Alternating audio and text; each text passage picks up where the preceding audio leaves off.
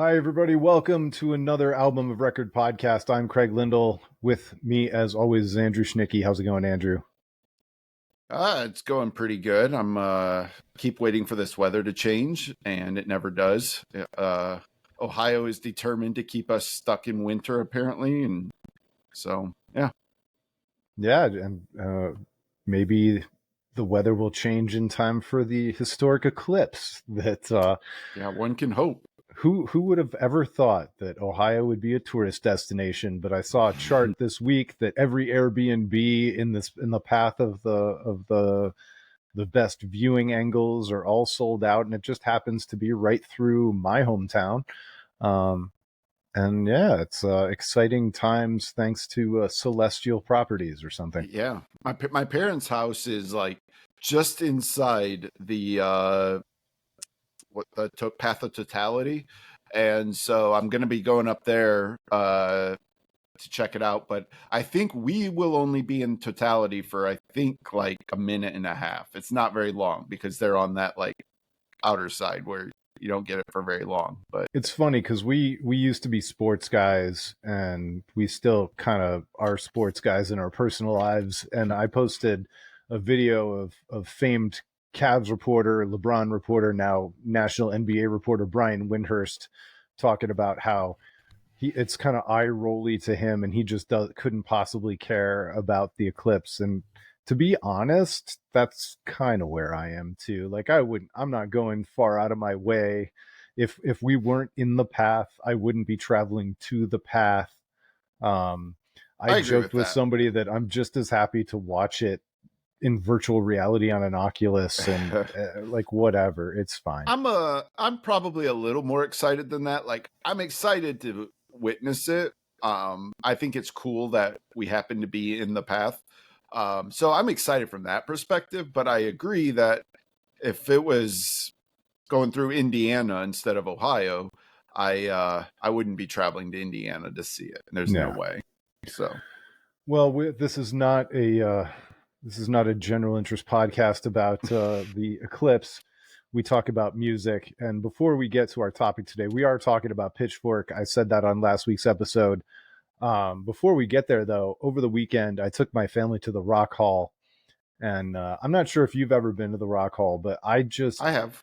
I can't go I can't go 3 times a year or 4 times a year, but we go once a year, once every 18 months or something like that. And the older my kids get, my boys are 11 and 14 next week.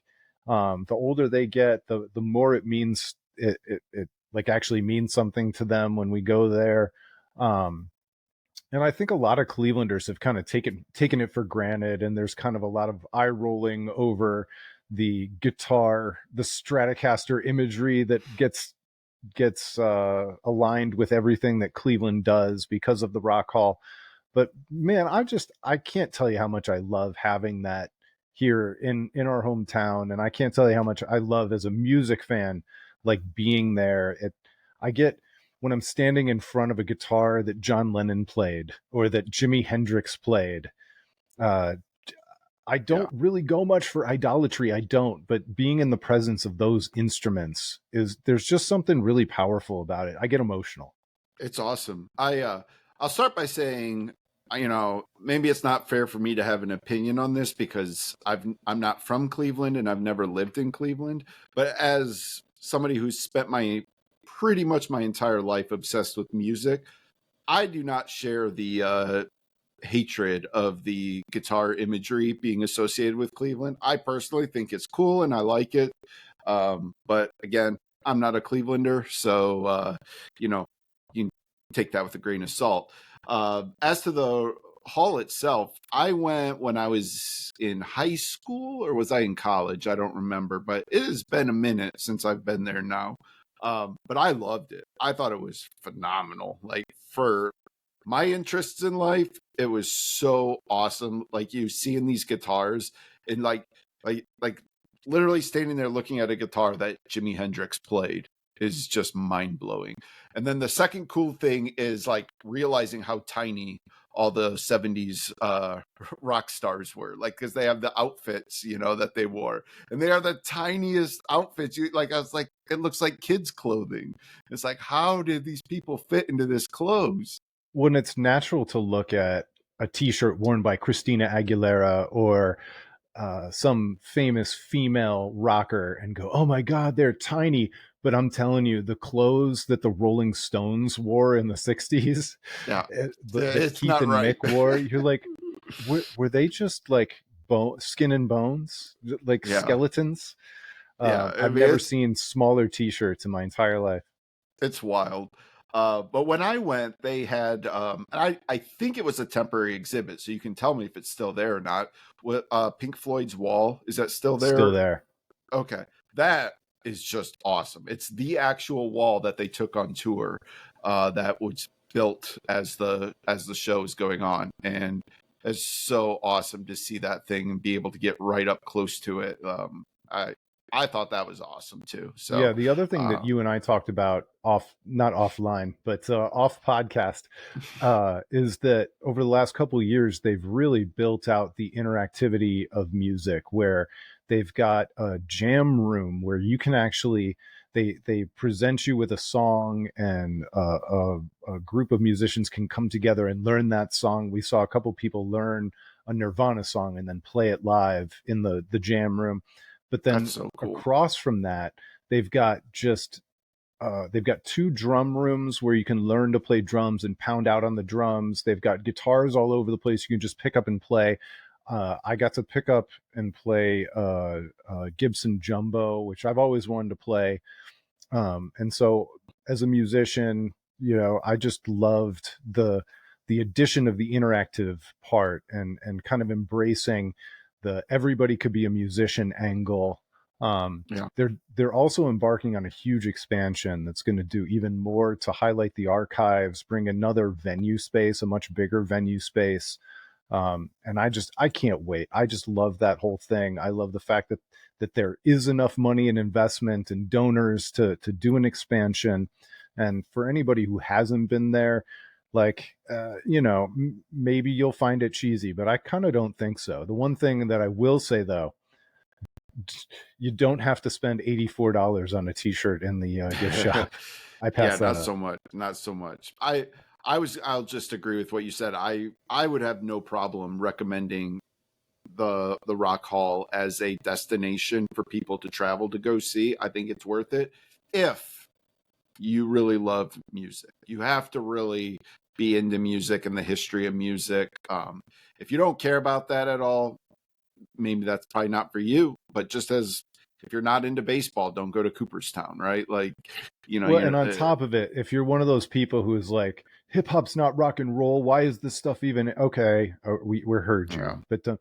But I yeah. will say, in one of the hip hop rooms where there was an outfit for P Diddy or Puff Daddy, whatever his name was from the time, Ooh, the conversations were a little bit interesting. But yeah. yeah, you No, know, might you're have to not have going a to be discussion about that one.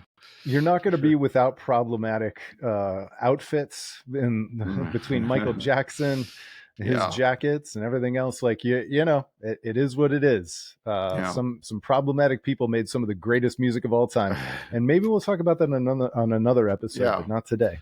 I was just gonna say though, my final thought on this though, 100%. I don't care what anybody says. Have the induction in Cleveland, please. Can we stop doing that in New York? It needs to be in Cleveland.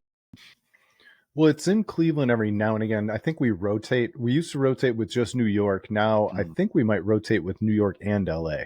Oh, really? So Yeah. No, come on. We don't have the Football Hall of Fame does not travel. The baseball induction ceremony doesn't travel. Well, what are we doing here? Like it well, needs and to it be was in really Cleveland. cool when they inducted the Foo Fighters. It was one that was in Cleveland, and they played a surprise show for very very lucky people at the tiny little I House of remember. Yeah, Blues. I remember hearing about that. And so But magic things happen when that event happens in Cleveland. see. But we could probably do an episode sometime on the Hall of Fame. Like, who do we We're gonna think have to. shouldn't be in, and who do we think should be in? Could be a good discussion. So Yeah. we'll add that to our list. You guys can look forward to that. So today we're going to talk about Pitchfork. Pitchfork is the famous music review website. Some people might call it infamous. It's been around a long time. It was acquired by Condé Nast in 2015. And in January, Condé Nast laid off a bunch of people, including the editor, and said that they're going to fold it into GQ. Essentially, nothing has happened over the last few months. It's kind of business as usual, but there have been a lot of people talking about the end of Pitchfork and honoring Pitchfork, and I don't know what's going to happen with it, but I think it's a fun topic for you and me to talk about because I I recognize the value of Pitchfork. I love Pitchfork, but I also despise Pitchfork. I roll my eyes at Pitchfork and I hate them. When I agree with them, I love them. And when I think that they're being precious and overwritten and unnecessarily snarky, it makes me mad. But overall, I think the world's a better place for having Pitchfork. And as I've gotten older and I've slotted things accordingly and valued my own opinion above the opinions of others, I've been much better about it. But my relationship with Pitchfork has been fraught. How about you? I feel like Pitchfork is interesting because I often cite it as a massive resource for myself personally. Not a day goes by that I don't look at Pitchfork. It's in my morning routine. I go to Pitchfork, I look to see what news is there, and then I look and I see what they reviewed and I read it. Um, so you, I will mention to people that it's a huge resource for me. However, I will say it's interesting because I guess sort of like you were saying, I don't put a lot of weight into their reviews unless they agree with me. It's very rare that I feel swayed to listen to something because I read it on Pitchfork. It does happen, usually more so with bands that I've never heard of. They might there might be a review of something that I've never heard of that I'm like, and that might entice me to listen to something that I wouldn't otherwise. But I don't feel like I use them as a guiding light for how I feel about music. However, I like to see what they have to say about music. And throughout their time, they have had absolutely brilliant writers. I mean, there are reviews that, whether I agree or disagree with the rating and what they're saying about it, the prose with which they write and talk about music is just phenomenal. They have very skilled writers who talk about music in a way that I often wish maybe that I could do that a little bit. I am not, I frequently find myself feeling tongue tied, like not quite being able to express what I'm feeling about music. Like there's not words to describe what certain albums make me feel. I'll talk about this like all the time with like a band like Def Heaven. Like I have such a hard time explaining to people what it is that Def Heaven makes me feel. I feel like there's not words for that, but Pitchfork, they often will find ways to write in this lofty manner about music. And that's sort of what, I think Craig was talking about when it is precious. Like they do get overly precious. And there's times that they go a little too far with that prose and you might roll your eyes at it and be like, oh brother, like give me a break. But just in general, I consider myself pretty pro Pitchfork in terms of I'm happy that they exist. I don't want them to go away. Since the GQ announcement, like Craig said, I too have not really noticed a difference. It feels like maybe they've slowed down a little bit on the reviews. I think it used to be without fail, you'd have 5 reviews every single day. Now it's not the case. It tends to be more coming in waves. So, if they have a lot to review, you might get 4 new reviews in a day. But there's been a couple days where it seems like there's only been like 2 or 3. So maybe it's slowed down a little bit, but it's something. It's an entity that I've enjoyed. They've given me a lot of entertainment throughout the years, and I'm happy they're around. And I hope that they can find a way to continue to be relevant to music. But I don't treat Pitchfork as the gospel. They don't speak for me when it comes to music, nor do they really particularly sway me when it comes to music. No, and on top of that, they cover the waterfront to a degree that I don't really want to as a music fan. So I'm Yes. generally into rock. I can get into some Americana, maybe stuff that twinges on country. I go a little bit more pop than you do. You go a little bit more rap than I do. But Yep. sometimes Pitchfork will review some avant-garde jazz thing and give it a 10, and then I try and listen to it, and it's just, maybe it's great, but it's just not in my wheelhouse. And Yeah. even more to the point, when they do a year-end wrap up and they put all these different genres together and they rank a Beyonce against a jazz, against a classical release, against a singer-songwriter lo-fi acoustic in their bedroom release, it's just, it almost doesn't even make sense at that point. It's impossible for me to wrap my brain around, because I just, like I said, I don't cover the waterfront like that. And so I feel like Pitchfork is a tool, and as I've gotten older and I've refined my own sensibilities, I've figured out better ways to utilize it for myself. I would say on that year-end list, it's not uncommon for me to have maybe heard of 20% of the albums that are on there. And that might be high in some years.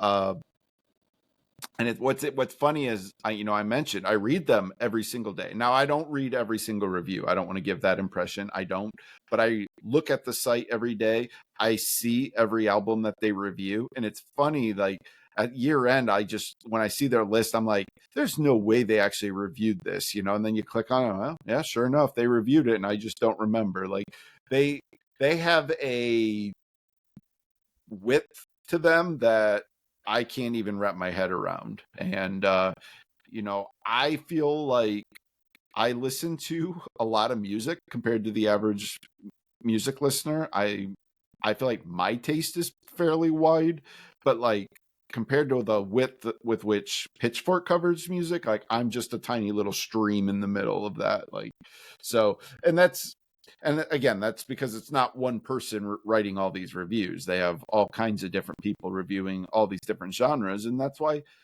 they've built such a wide audience, though, because no matter what kind of music fan you are, you're likely to come across a review that speaks to you in some way.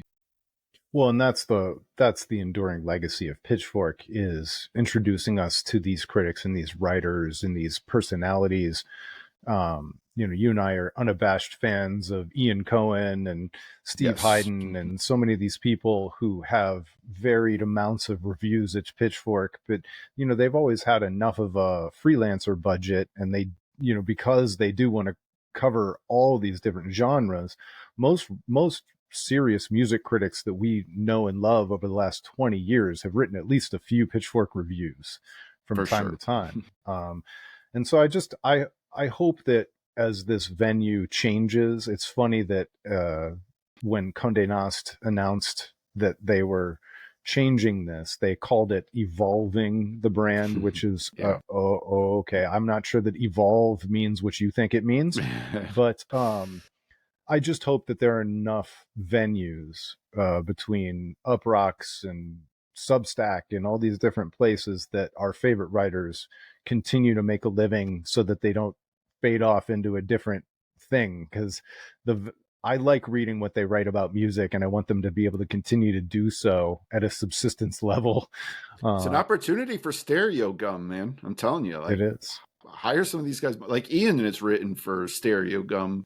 He's done some reviews for them. I'd love to see Stereo Gum like pick up the volume on what Ian brings to the site. I'd love to see that. And some of the other, great writers that Pitchfork has. Now, I don't know what Stereo Gum's budget is or whatever, but Stereo Gum is a site that's especially near and dear to my heart. I love that web. It's probably my favorite website on the whole internet. So, yeah, hey, it's an opportunity, but we'll see. Yeah. All right. So I've got the stats page for Pitchfork pulled up, and you're on the honor system. I know you don't have it up, and I know you haven't looked at it. So I'm going to give you some high level stats. I might have looked at it, but I promise Okay. you I don't have it up. Yeah. So I'm going to hit you with some stats and some different scores. And, it's going to be a fake quiz where I ask you, you're going to have to guess, and then we're going to talk about stuff. All right. But first, and this goes through May of 2021, so we're missing 2 or 3 years of data here. Okay.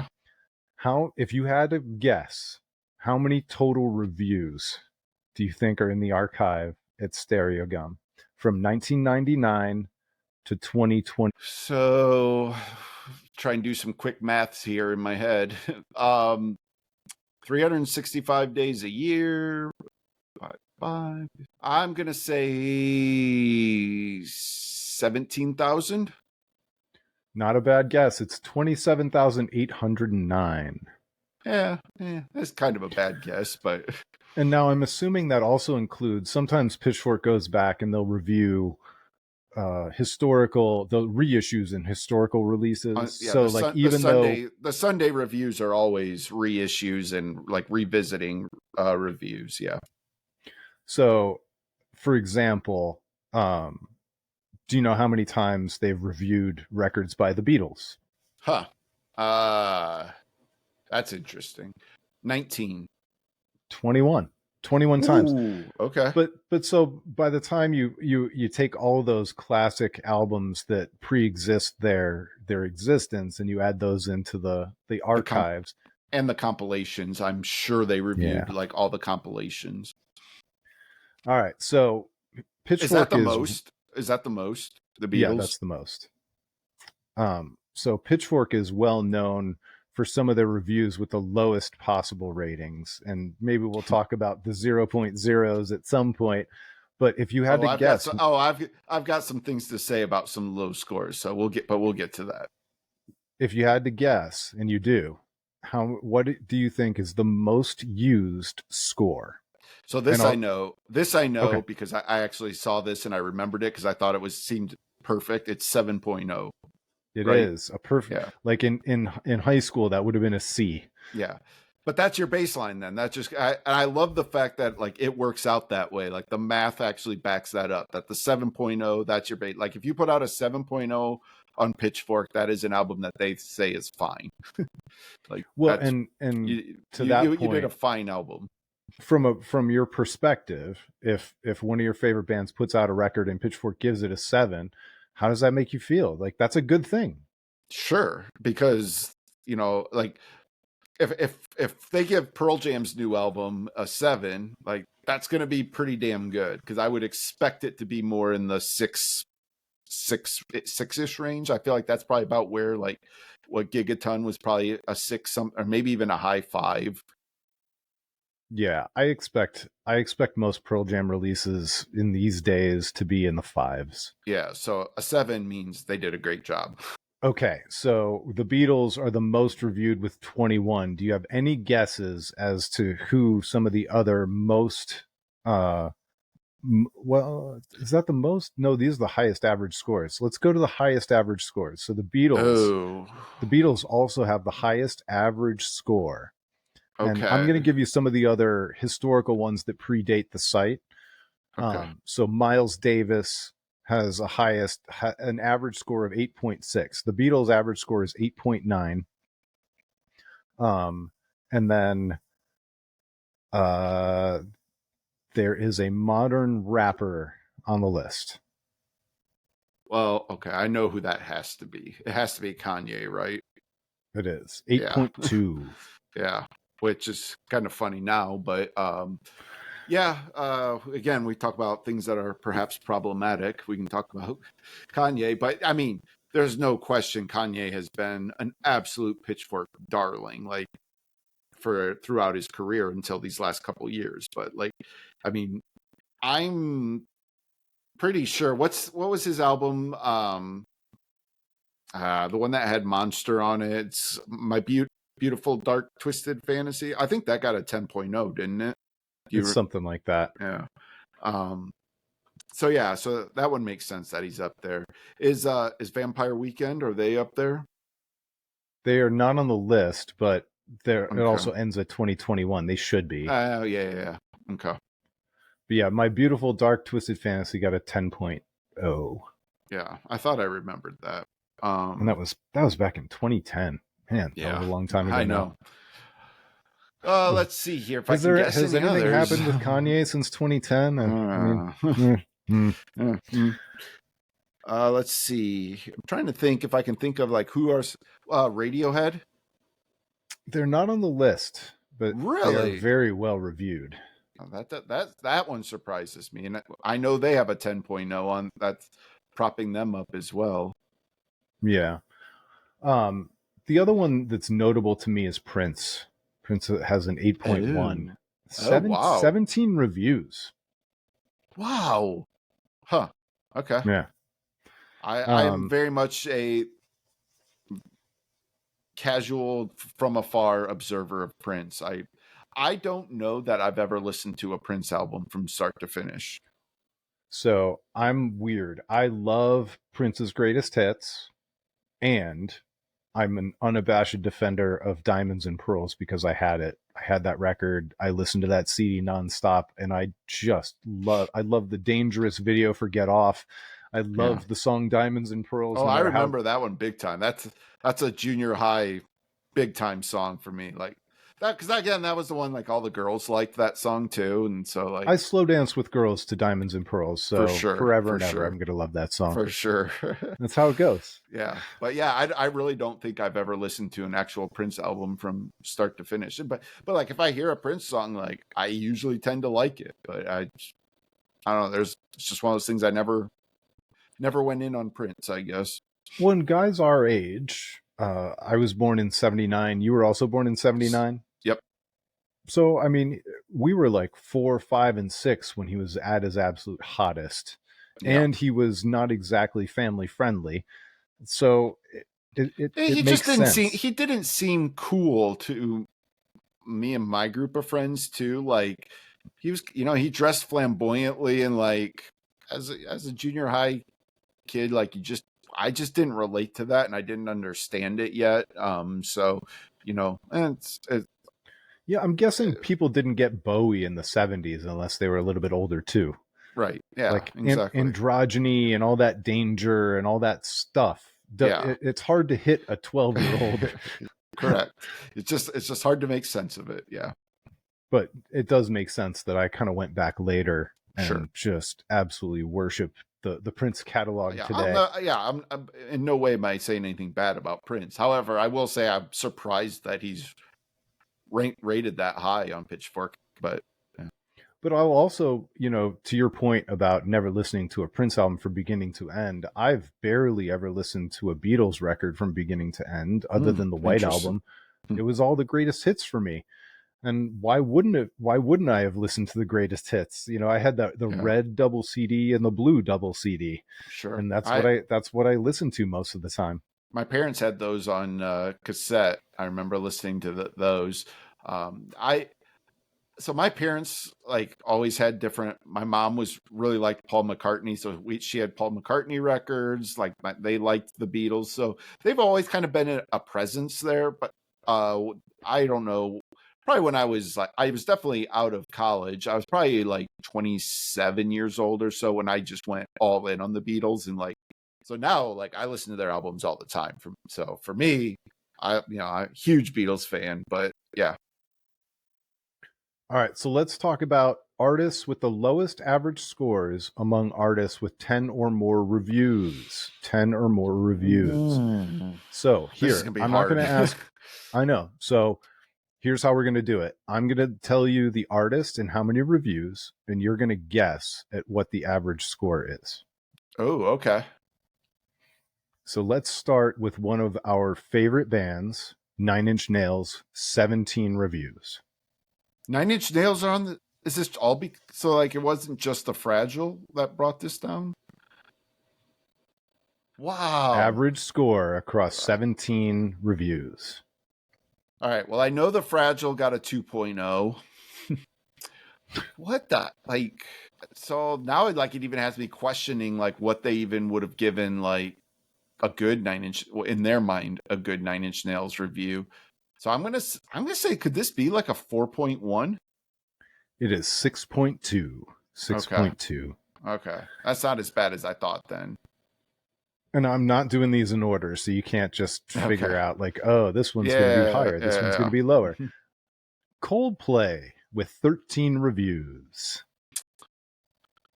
Ooh, I'm trying to remember if they liked Coldplay like at the beginning. Everybody had to have reviewed Rush of Blood to the Head very well.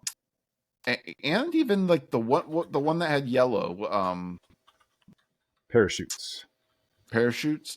Um And yes, I know that off the top of my head. I feel like that had to have been well reviewed too. X and Y was probably well reviewed. I don't know. This is this is surprising me. Like so far, you're 2 for 2, and ones that really surprised me that they would be amongst the lowest. So what was Nine Inch Nails again?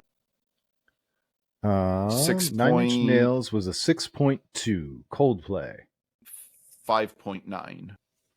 Oh, you are so good. It's 5.8. Woo! All right. I'm going to count that one. All right. All right. Let's go to Interpol with 12 reviews. Another one that's a little surprised. I thought that they would have been more highly thought of by Pitchfork, but I think that this is going to be slightly higher than Nine Inch Nails, so I'm going to say 6. Interpol 6.3. All right. See, I like that I have that baseline now, and I'm going to base it on the Nine Inch Nails line. So, because that's how I've gotten these last two. I've based it on the Nine Inch Nails. So, Weezer with lucky number 13. 3.7. Oh, wow. No. They're a 5.6. 5.6. Really? Wow. Well, I mean, I don't know what Pinkerton and the Blue album got, and even the Green album should be pretty well reviewed. I'm guessing more recent stuff. So they wouldn't have done Pinkerton. I'm guessing they didn't like the cover of Africa. Yeah. So you're right in that they didn't review. Surely they weren't around yet, I don't think, to review Pinkerton in real time when everybody hated it. They probably re-reviewed it after everybody loved it and probably gave it a 8.7, something like that. Yeah, I don't even know. Yeah. Okay, so that it's one hard. was a bad, that one was it's hard to guess click through and figure out exactly what you think. Like by clicking the band name, I'd be able to just go see what they all are. But no, not the case. Yeah, and I don't want to. I don't want to look because I don't want to accidentally see stuff that I shouldn't see. So, Eminem and Madonna. Eminem's got 10, Madonna has 12, and these two are tied with the same score. All right, so Eminem has to be. So Eminem does have. Isn't it funny that Eminem and Madonna are the same? Yeah. Well, Eminem definitely, I think it was the Eminem show, got a great review. But they have hated everything Eminem has done for the last 10 years or so. Well, but to your point, before you give your guess, if you'd presented this to me blind and I had to guess, I would have said, "Oh, Madonna's average is way higher than Eminem's." No doubt. Yes, for sure. But here we are; they're tied. And this is if it was just Eminem, I think I would go a lot lower. And maybe this is a mistake to think this way, but because I feel like Madonna just has to have like a couple like more recent things that are like dragging it down. I'm gonna go with 5.3. 5.9. Okay, not terrible. All right, last one. Lil Wayne, 18 reviews, and I can't wait to unleash the point of all these scores after you guess Lil Wayne. This one I'll go in the threes. 3.8. 6.4. What? Meaning that Lil Wayne, just on paper, based on this, is better than Interpol, Nine Inch Nails, Madonna, Eminem, Coldplay, Foo Fighters, and Weezer. Lil Wayne. This is why people hate Pitchfork. This is why it infuriates people that Pitchfork exists the way it does. Why are you like this, Pitchfork? These are the conversations I used to have with myself about Pitchfork, by the way. You just said Foo. 5.7. Sorry, I didn't realize I skipped them. That might be the most insane one. I'm sorry. Like, what has Foo Fighters done that's bad enough to weigh down? To be worse than Lil Wayne? Yeah. I mean, they have some really, really good albums that like have to fall in that 7.0 line at least. Like the color and the shape, I mean, has to be a high 8. Yeah. All right. The one that they did that was tied into the Crossroads one that was tied into the HBO show was meh. But other than that, Yeah. man, there's like a couple of hits Yeah. on every single record. But yeah, that's Pitchfork for you. All right, let's switch categories here a little bit. I'm gonna hit you with some of these, and I'll get your reaction to them. So these are the top 10 most read reviews since February 2016, because the stats didn't go back all the way to 99. And this is again as of 2021, so something could have superseded it since then. So Okay. the 10th most read review is Tame Impala The Slow Rush, which doesn't really mean much to me. I'm not big. Tame Impala has a huge fan base. It's never been something I've really covered, so I can't say good, bad, or indifferent. But they are the quintessential like Pitchfork band. Like that makes total sense to me that lots of Pitchfork readers would read a Tame Impala review. And that was an 8.0 review. Yep. Kanye West, Jesus is King is number 9. Okay. So what score do you think it is? I don't know that record. I don't either. I don't know if that fell in the era when they liked Kanye still, or if that is that his gospel? That's got to be his gospel album, which they probably loved. 7.7. It was a 7.2. Okay. I'm impressed how close you are on these things. This goes to show just, how much you've read that you feel like you got your finger on the pulse. Yeah, you just get sort of a sense for some of it. But I've been way off on some of these too. So, all right, the next most read review is Folklore by Taylor Swift. Do you have a score guess that one? Folklore 8.2. 8.0, and I refer to Folklore as her indie rock period. I really love those records, to be honest. Yep. Kanye West again, number 7. Yay. So this one did not get reviewed very well. I'm pretty positive, which is funny because it's, as somebody who doesn't like Kanye and has never liked him that much, he's got a couple songs that are undeniable, but I'm with you without a doubt. But Yay was an album that I actually liked quite a bit, and I actually listened to this one a decent amount.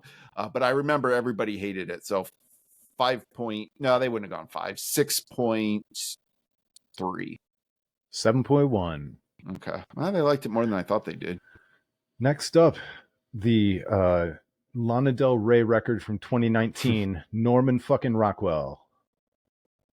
So I actually don't really listen to her at all.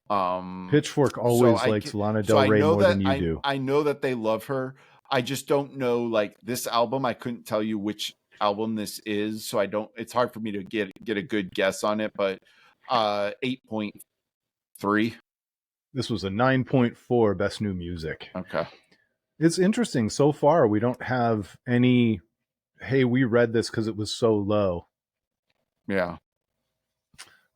Next up, I think you can talk about this one. I don't know this artist at all. The 5th most read since 2016, Frank Ocean, Blonde Endless. Oh, interesting. Okay. So you're a Frank Ocean guy, right? I am to a degree. I really liked Channel Orange a lot. Everybody liked Channel Orange a lot. Yeah. I would actually say outside of that, I actually have not been particularly blown away by him. I would say this one is probably a 7.0 best new music. Oh, okay. So it's far enough out of my wheelhouse. I don't even really remember that album that much. I can't wait to hit you with this one. This is an album that you and I have actually talked about before. I think we have varying degrees of opinion on it. It's A Moon-Shaped Pool by Radiohead, number 4. Okay. So before you guess, I think that I liked this one a little bit better than you did. And in fact, there was one song in particular that I think you just despised. Daydreaming, maybe. I don't think I would say I despise it. I liked the Moon Shaped Pool, to be honest with you. I liked it quite a bit, actually. I did too. However, this one's really tripping me up because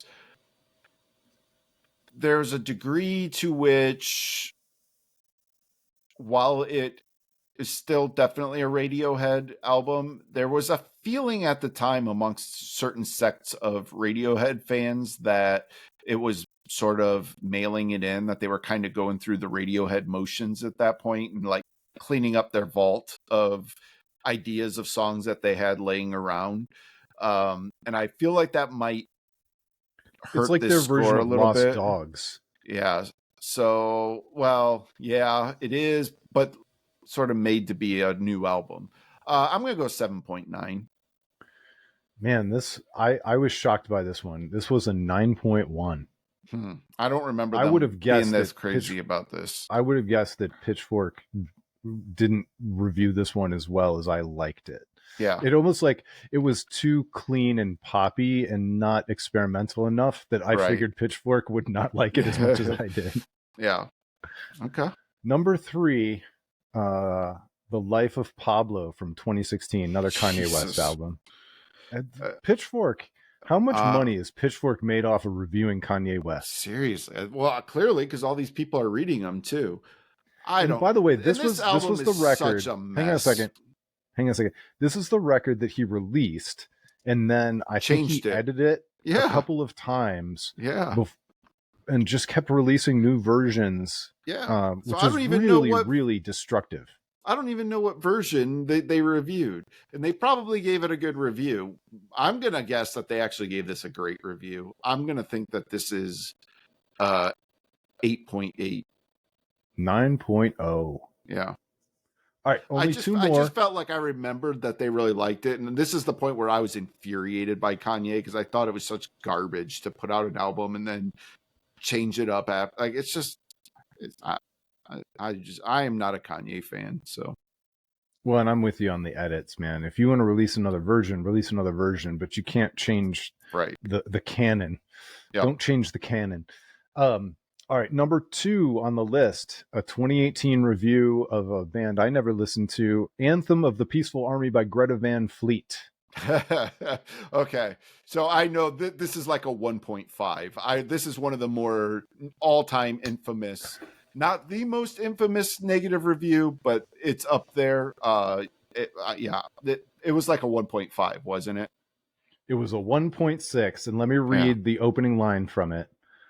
Greta Van Fleet sound like they did weed exactly once, called the cops, and tried to record a Led Zeppelin album before they arrested themselves.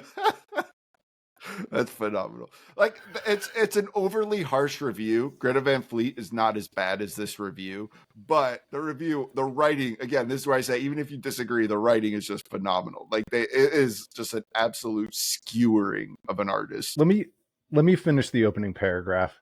The poor kids from Frankenmuth, Michigan, don't even realize they're more of an algorithmic fever dream than an actual rock band. While they're selling out shows all over the world, somewhere in a boardroom, half a dozen people are figuring out just how exactly Jimmy Page and Robert Plant are supposed to fit into the SUV with the rest of Greta Van Fleet boys on Carpool Karaoke. Yeah, I mean, that captures the vibe of Greta Van Fleet. It really does. I hate to say that for any fans of theirs, but that is the vibe. Like I said, I think that they are not as bad as that review made them out to be, but yeah, like that's just good writing right there. That was Jeremy D. Larson pulling review duty on that one. All right, we're finally to our number 1 most read review, at least as of 2021. I wish I could try to guess this. Is it? Let me see if I can give you a couple hints. Oh, okay. I'm just going to, before you go into hints, I'm going to say my guess. Well, the fact that you're giving hints maybe means it's not this. I was going to guess Kanye's Beautiful Dark Twisted Fantasy, but it's not Kanye. Okay. It is a 90s female alternative star. 90s female Alanis? It was a record that she What released in year? 2020. I know this. I think. I think you do too. It's got. I don't remember the album title now. Does it have scissors in the title? Fiona Yes, Apple. kind of. Yep, Fiona Apple. Fetch the bolt cutters. Bolt cutters. Okay, yeah. So I'll get I partial think, credit. You said scissors. yeah, it was close. Box cutters, scissors. Um, I that got a 10. I think that got a 10.0, right? It did If I get a remember. 10.0. So what's funny? When's the last time you heard somebody talk about that album at all? So this, and I wanted to talk about this. So this is the Pitchfork version of the Oscars, where they give the Best Picture Oscar to a movie that it might be phenomenal and might be an achievement, but nobody ever wants to listen to it or watch it over and over and over again. Where you've got a popular movie that people line up at the box office to see 17 times, and then you've got movies like Slumdog Millionaire comes to mind, where you watch it once and you're like, wow, that was a powerful film. I will never watch that film again. Right, which I have not. Yeah. And that's Fetch the Bolt Cutters to me. It also has another thing going for it, and I think this is probably why it's number one. This is one of the ultimate COVID albums. So she released this shortly after lockdown, and I feel like this is like April 17th, this 2020. is the last dance or Tiger King of music. This was the thing that, like, it was the first real release after lockdown, and everybody was just sitting in their house listening to that Fiona Apple album, and they all went and read that Pitchfork review. That makes total sense to me. I wonder how much the context of that moment played into that 10.0. Like, I wonder, do you have who wrote it? I do. It was Jen Pelly. So, like, I wonder what Jen would rate that today if she still stands by that 10.0. I'd really love to actually know that. I listened to it. I thought it was fine. I didn't think it was great even in that moment. Like, and I like Fiona Apple. I've listened to her albums a decent amount, but I just didn't find it all that particularly interesting. I didn't like it at all. I was annoyed by how all over themselves everybody was falling over this record. And not because I don't love Fiona Apple. I really do love her. I was lucky enough to see her open up for Counting Crows on her first record, and she did the encore in Angel Wings, and she was almost impossible to follow. She was so good. I've been in the tank for Fiona Apple since then, on the Recovering the Satellites tour back in the 90s. So I'm predisposed to liking everything that she does. I love, she just did a song with Iron and Wine for their upcoming release. I'm all over it. I love her. Yeah. But I didn't get this Fetch the Bolt Cutters at all. I should probably listen to it again just to see. I actually kind of want to listen to it now. Like, I hadn't thought about that album in forever. But yeah. And if she was more prolific, she'd be topping the list of Pitchfork's greatest artists, because her opening record, Title, also reviewed by Jen Pelly, got a 9.0. Yep. Well worth it. Deserves it. Love that album. Her other one from 99, When the Pawn, and then a million other words. Longest album title ever. 9.4. Yeah. And that's the only one that Jen Pelly didn't write. Okay. That was Judy Berman. But that's a phenomenal record. I was in 99. I was all over that one. I loved it so much. Yeah.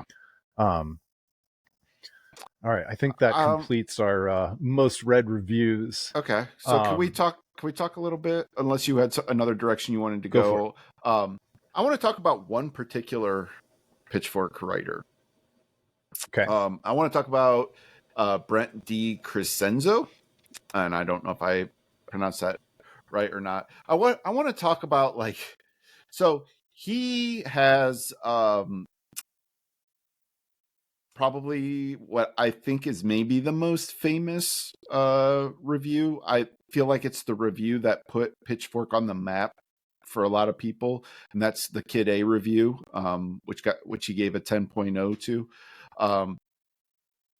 he was probably the first like famous Pitchfork writer. I Ian Cohen has surely surpassed him in volume. And I would say probably today, Ian is probably the most well-known Pitchfork writer. And I looked, the last album Brent reviewed was the last Beastie Boys album, To the Five Boroughs. Well, the last one with vocals. So whatever year that was that came out, that would have been like mid 2000s, probably 2005-ish. So it's been a while since he wrote for the site. But I wanted to talk about some of these scores. So that was June 14th, 2004. Okay. So I want to talk about some of these scores for these albums. So he wrote a lot of reviews in a very short period of time, and a lot of these are pretty well-known albums. I just want to talk about some of these scores that he gave because it's kind of interesting. So he did Tool, Lateralis, which is right about the same time as Kid A. He gave that a 1.9. 1.9. I had that one pulled up. He did Metallica, Saint Anger, 0.8. Mars Volta, Deloused in the Comatorium, 4.9. U2, All That You Can't Leave Behind, which was a generally well-liked album by a lot of people, 5.0. Kid A, he gave a 10. Maybe not my personally most egregious score, but probably the most egregious score he gave anything. Sonic Youth, NYC Ghosts and Flowers, he gave a 0.0, which is just asinine. And in doing my research for this, I saw he even like did a sort of a mea culpa on that one and went back later and was like, yeah, I was way off base about that. I mean, that's an album that was critically loved, and he gave it a 0.0. Smashing Pumpkins, Machina, Machines of God, 4.2. Well, hang on. At least tell us what you think some of those reviews would have been fair. Because, like, you and I like Machina, but we also know it's not maybe. I think a 5.5 to a 6, maybe a 6.5 is okay for that record. 6.5. If we're basing this on the 7.0 baseline scale, I feel like that's a 6.5 score. Lateralis, like that's over a 7. Like, there's no way a Tool album is a 1.9. That's a ridiculous, and that's not my favorite Tool album. A lot of Tool fans do love that album. For me, it's not particularly high on my ranking of Tool albums, but 1.9 is just a ridiculous score. Saint Anger 0.8. No, I mean, look, it's not a 0.8. It is not a good Metallica album, but like, again, like a 5.0 is fitting for that. I could even give you as low as 4.0, but 0.8 is kind of ridiculous. Deloused in the Comatorium, 4.9. Come on, like that's a 7 album.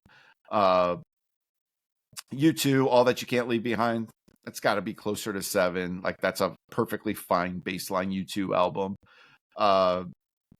The New York City Ghosts and Flowers, that's like an 8 for like a lot of people. Then we get into a couple ones that he did that I think are pretty decent scores. He did Sleater Kinney's All Hands on the Bad One, 8.3. Like I think that's like spot on. Dismemberment Plan, Emergency and I, he gave a 9.6. I don't think a lot of people who are especially into Dismemberment Plan would disagree with that score. That's one of my favorite. It's one of my favorite records of all time. Yeah. So, Californication, Red Hot Chili Peppers, 6.8. I feel like that's like pretty close. Fugazi, the instrument soundtrack, he gave an 8.0. I can't argue with that. That's spot on. But then the last one I wrote down is The Fragile, which he gave a 2.0. And that is a score that I hate so much. I hate everything about that review. That's an abomination. That review pisses me off more than any. No. Yeah. So there's one other review that comes to my mind. By the way, that Andrew's really talking about The Fragile by Nine Inch Nails. It's the double album. Is that 99? 99. Yep. It's by far my favorite Nine Inch Nails album. It's definitely in my top 10 all-time favorite albums. I just, like it's one thing to give that album a 2.0 score, but like the tone of that review is just so far off. I can't stand it, and it just irritates me. I didn't write down any lines from that review, so I don't have them memorized off the top of my head, but I know I hate that review. So it's he's kind of an interesting guy. And then the Kid A 10.0, I can't argue with that. Like, well, actually I can. Well, hang on. Because that 10.0 means let's go back to the Fragile. Okay. Let's go back to the Fragile. You're going too fast. All right. Slow down. All right. Now I'm fired up. So the review that he wrote for the Fragile was almost like a night in the life of Brent DiCrescenzo. And he's 1 a.m. I've gathered my supplies and I'm going to sit this one straight through. Trent's going. Trent's going to keep me up for at least another 2 hours with his latest bloated indulgence, the Fragile. So I've got a pot of coffee. It's black, pitch black, as black as your fucking soul. And I'm typing on this machine. This machine is grinding me down. I feel like a fucking machine. Grah! And then it goes from there. So like, it was almost a performance piece for him as a writer, yes, as opposed to a real review of a record that, granted, is two albums. It's 2 CDs. It's very long. Yes. However, I don't feel like he gave it a fair shake. Yeah, it's the most important statement Trent Reznor has like ever made about himself in his life. Like as much, and again, I think we might have talked about this a little bit already. And at some point, we'll do deep dives on these, like the Downward Spiral. The story that album tells. That's what he's reacting to with Brent DiCrescenzo with that review. When you're talking about this angst of the machine, like you're clearly letting some biases you have about the way the story unfolded in the Downward Spiral into the Fragile, because the Fragile is an entirely different story from that anyways. And like, it's weird to even think that would be your takeaway early on to in a review on your first sit down listen to the Fragile. So I just don't buy it. I hate that review. I absolutely hate it. Hey, look, Brent DiCrescenzo's way more successful in music criticism than I could ever imagine to be. He's truly, like I said, he's very well known. Some people like him, some people hate him, whatever. Like, I don't like him, I don't hate him. I respect his output, but I hate this review. I really hate this review. He reviewed the second Death Cab record. Ian Cohen reviewed Something About Airplanes. DiCrescenzo reviewed We Have the Facts and We're Voting Yes. And then Ian Cohen jumped back in with Transatlanticism. DiCrescenzo gave We Have the Facts a 7.5, and I'm not sure that Death Cab would be Death Cab without Pitchfork. So I appreciate him. I also hate some of the stuff that he did. Yeah, exactly. That Lateralis and that 9 Inch Nails stuff. And I don't think it's just because I'm a fan. I think even if I wasn't a fan of Tool or 9 Inch Nails, I would look at those reviews and say, hey, wait a minute. These are more performance art for the writer as opposed to an honest take on the art that it's reviewing. Right. Like it's a weird thing for me to like take that from the Fragile. And then all I was going to say about Kid A is there. Why am I drawing a blank? The last track on Kid A. Oh my God. I'm so bad with song names. It's got a trumpet and all that stuff. No, hang on, I got it. I think you're thinking of the last song on Amnesiac. I am. I'm thinking of Amnesiac.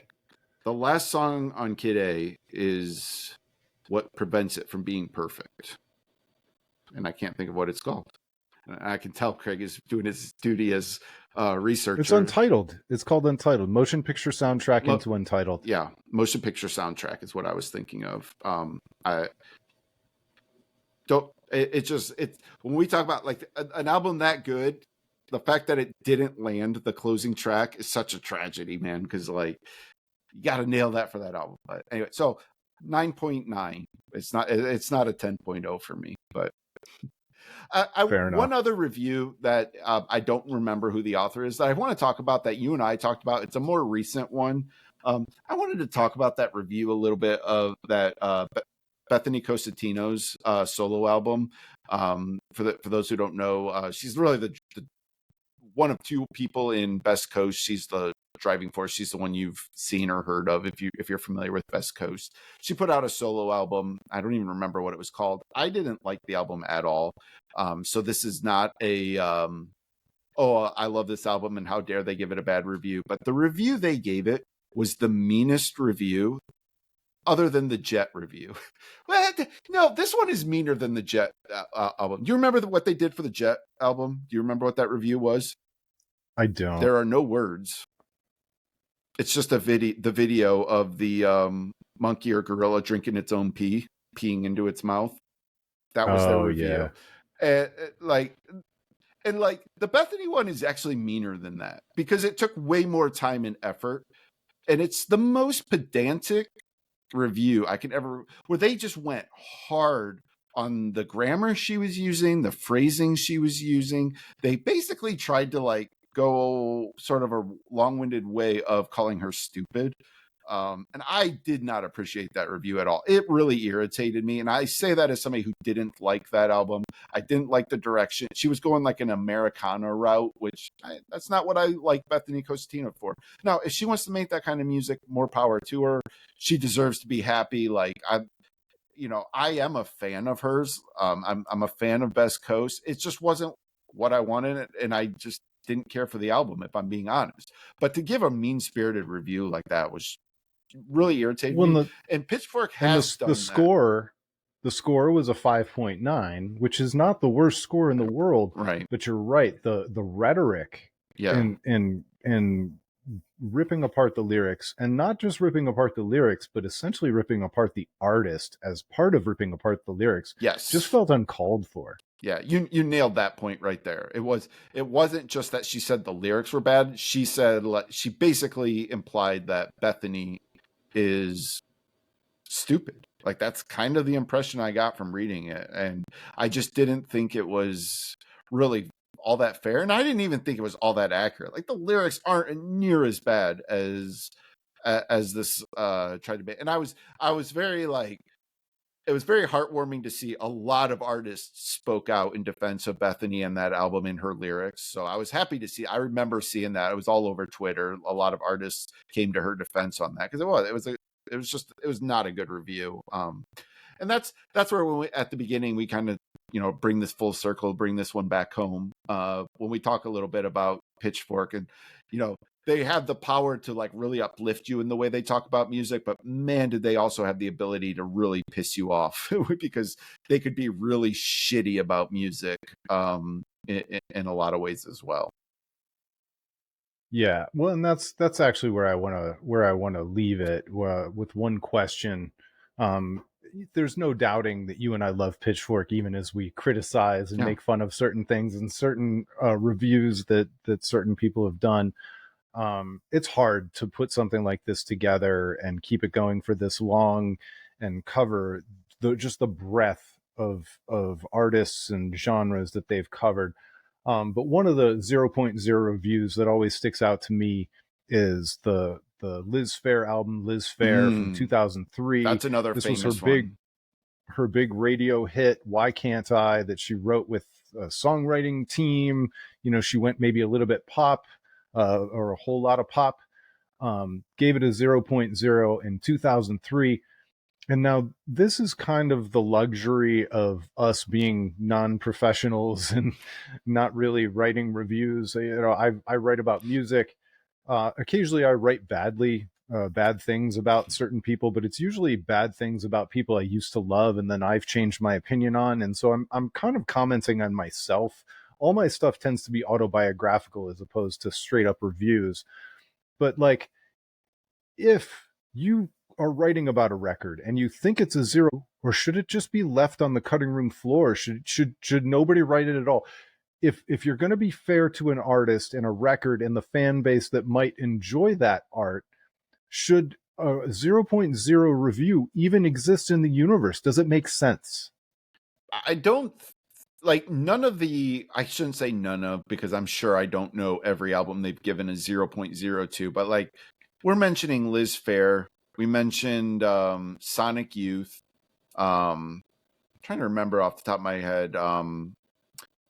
Wow.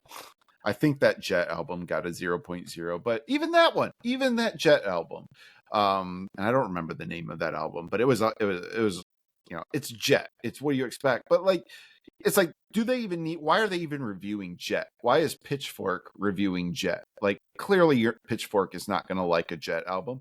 But to say a 0.0 means it has no worth or no value. And to say a Liz Phair album or a Sonic Youth album has no value is just ridiculous. And that's kind of what I was getting at, even with like the Saint Anger 0.8. Regardless of how you feel about Metallica, regardless of how cringe you think Saint Anger is, like, and again, it's not a good album. Like, it's better than people think. Actually, like, it's not as bad as people make out to be, but it has more value than a 0.8. Like, when you're getting that close to saying it's worthless as an art form, I struggle with that. Like, I think you almost have to intentionally be trying to disgrace the art form of music in order to be worth a 0.0, and none of these artists do that. So yeah, I'm kind of with you. Like, I think if you're just doing it to be snarky, then fine, whatever, I guess. But like, it leaves a lasting legacy. Like, these are things that we remember, that some of these albums got 0.0s. Like, it leaves a mark, and I don't think that any of these ones are deserving of that kind of a mark or that kind of legacy. No. And we talked a little bit about the Dismemberment Plan and their record Emergency and I. One of the 0.0s was lead singer Travis Morrison's only solo record, Travistan. Oh, really? Tranvistan? I can't remember. Got a 0.0. And that band went on a farewell tour, and I'm not sure. I think that solo record happened after the band was pretty much finished, and I don't think Travis ever made any more music. And Yeah. did it have anything to do with the 0.0? I don't know. Maybe. But I just maybe, and I don't know that. I just don't know that these things need to happen. I don't think there's no value to a 0.0 review. Right, exactly. And I think that's just the, like, you can, I don't know that the writers would call these gamesmanship, but like, it kind of is. But it just, to me, as somebody who cares a lot about music, I just don't like saying that something has no value as music. Like, all of these artists, I promise you, like, I put a lot of their heart and soul into this. Like, these are parts of themselves. And so to say it's a 0.0, I just fundamentally disagree with that. But in anything, so it's hard though. So like, anything that doesn't even fit into the Pitchfork vibe doesn't get reviewed by Pitchfork. Right. So some of the worst records, quote unquote worst critical records, don't even get any publication. I doubt Pitchfork has ever reviewed Rascal Flatts. Right. Like, exactly. Yeah. Like, typically that's what happens if there's something that's just that doesn't even need to be discussed. Or some like butt rock, like Seether. Yeah. Yeah. They're not going to review Seether. So. And those bands are selling out, amphitheaters all over the country whenever they go on tour in the summertime. But, but I just felt like with like the Bethany Cosentino, like, if you're not even going to talk about the music, if you're just going to rip apart her lyrics like that, like, did you really even have to write that? Like, why not just let it go and be like, this wasn't worth reviewing? But. Well, I think we did it. I think we covered at least our version of Pitchfork. I hope everybody enjoyed the conversation and us going through all the different scores over time. I had fun. I did too. So thanks so much for listening. Make sure that you find where we are online. We're on Substack. We're on Twitter. We're on Facebook. Let us know some of your favorite Pitchfork reviews. And because the only thing I love more than reading current Pitchfork reviews is going back and reading something bananas about one of my favorite records or historical record that maybe I forgot what the review was. So yeah, let's share those over the next week until we talk to you next time. Definitely. All right. Thanks so much for listening, everybody. We'll talk to you next time. It's been the Album of Record podcast.